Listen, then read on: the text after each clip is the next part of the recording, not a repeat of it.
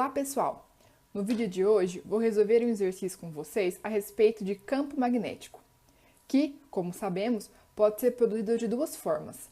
A primeira forma é usar partículas eletricamente carregadas em movimento, como os elétrons responsáveis pela corrente elétrica em um fio, para fabricar um eletroímã. A outra forma é usar partículas elementares, como os elétrons, que possuem um campo magnético intrínseco. Sendo assim, o campo magnético é uma propriedade básica de muitas partículas elementares, do mesmo modo como a massa e a carga elétrica são propriedades básicas. Em alguns materiais, os campos magnéticos dos elétrons se somam para produzir um campo magnético no espaço que cerca o material, constituindo assim um ímã permanente, daqueles que a gente usa para pendurar bilhete na porta da geladeira.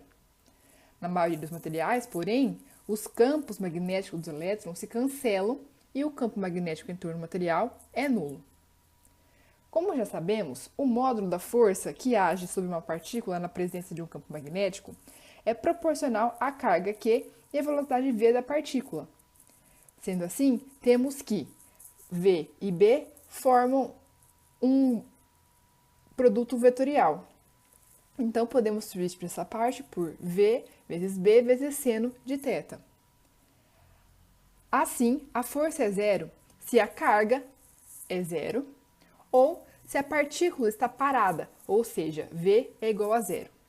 E aqui a gente pode notar uma importante diferença entre a força associada ao campo elétrico e a força associada ao campo magnético. É que a primeira não depende da velocidade, enquanto a segunda se anula quando a velocidade é zero. A força aqui também pode ser nula se a velocidade e o campo magnético forem paralelos ou antiparalelos, já que seno de 0 ou de 180 é igual a zero. Vamos então ao exercício. Exercício 1. Uma partícula carregada penetra em uma região onde existe um campo magnético uniforme, B, descreve uma semicircunferência e deixa a região. A partícula, que pode ser um próton ou um elétron, a identidade da partícula faz parte do problema, passa 130 nanosegundos na região. Letra A. Qual é o módulo de B? Letra B. Se a partícula é enviada de volta para a região onde existe campo magnético com uma energia 2 vezes maior, quanto tempo passa na região? O exercício envolve, então, uma partícula em movimento circular. Este é o desenho que é dado no exercício e que representa a movimentação da partícula. Então, isso em laranjado é o nosso campo magnético e temos aqui a nossa representação que o campo está saindo do papel. Se estivesse entrando aqui, teríamos um X, mas ele está saindo. E que esse é a movimentação da nossa carga. Então, ela entra aqui e sai aqui. Vamos primeiramente determinar, então, se a partícula é um próton ou um elétron.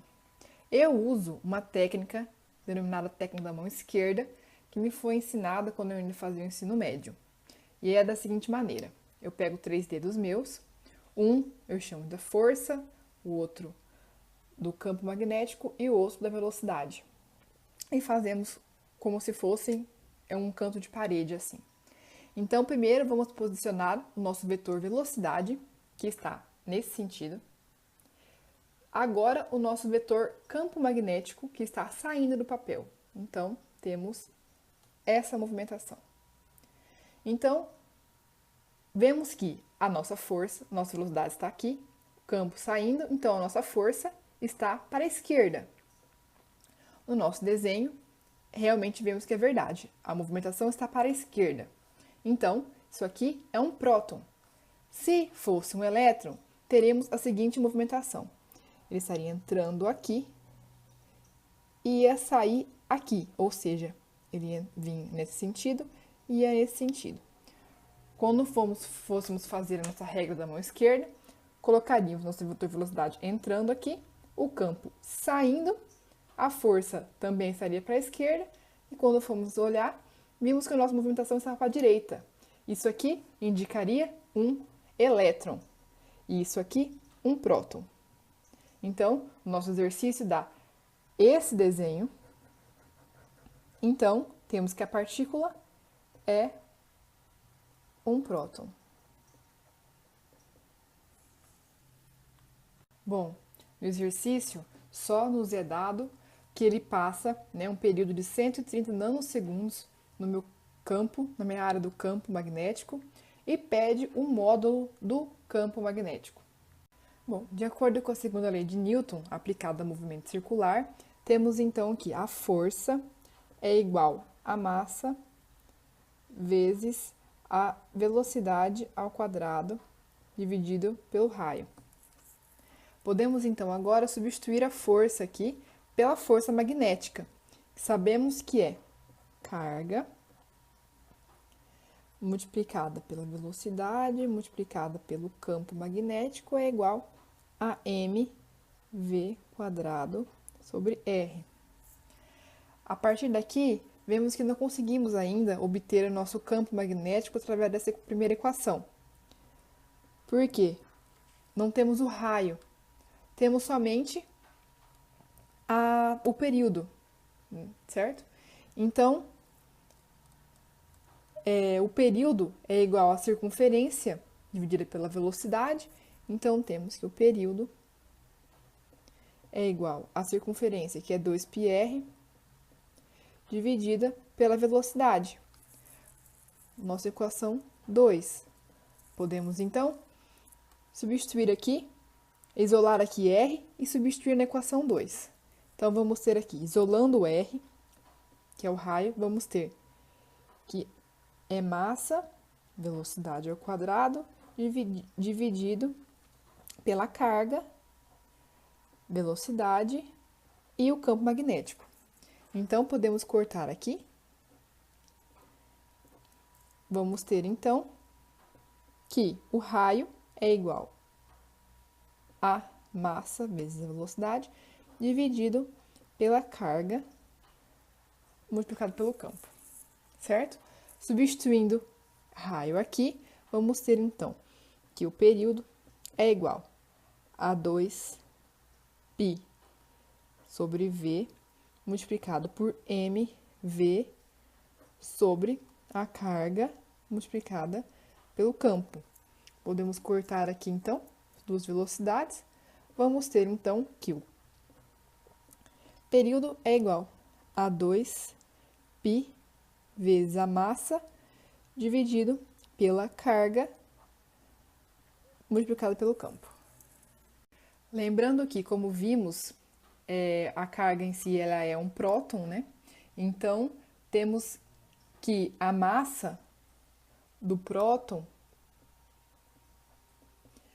é igual a 1,67 vezes 10 a menos 27 quilos e que a carga de um próton é igual a 1,6 vezes 10 a menos 19 coulombs. Podemos, então, agora obter o nosso campo. Temos, então, que o campo é igual a 2π vezes a massa dividido pela carga multiplicado pelo tempo, pelo período. Substituindo os valores, vamos ter o quê? Que é 2π vezes a massa, que é 1,67 vezes 10 a menos 27 quilos, dividido pela carga, que é 1,6 vezes 10 a menos 19, multiplicado pelo período, que é 130 nanosegundos. Então, vezes 10 a menos 9. Resolvendo essa equação, vamos ter, então, que o nosso campo vale 0,252 Tesla, que é a unidade comumente do campo magnético. Bom, na letra B, ele pergunta que se a partícula é enviada de volta para a região onde existe campo magnético, com uma energia 2 vezes maior, quanto tempo ela passaria na região? Bom, interpreto isso como se fosse energia cinética, né? Então, temos que a energia cinética é igual a mv quadrado sobre 2.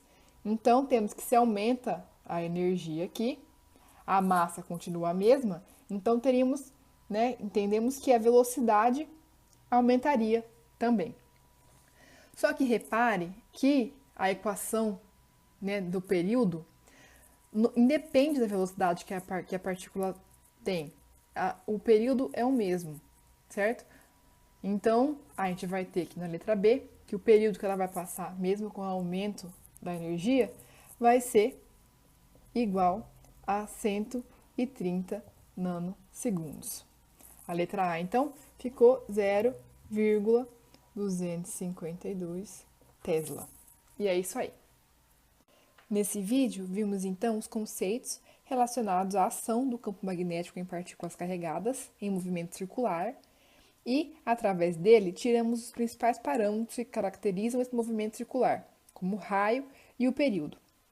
Esses conceitos são utilizados, por exemplo, no princípio de funcionamento de um espectrômetro de massa e de aceleradores de partícula. Espero que tenham gostado. Até a próxima!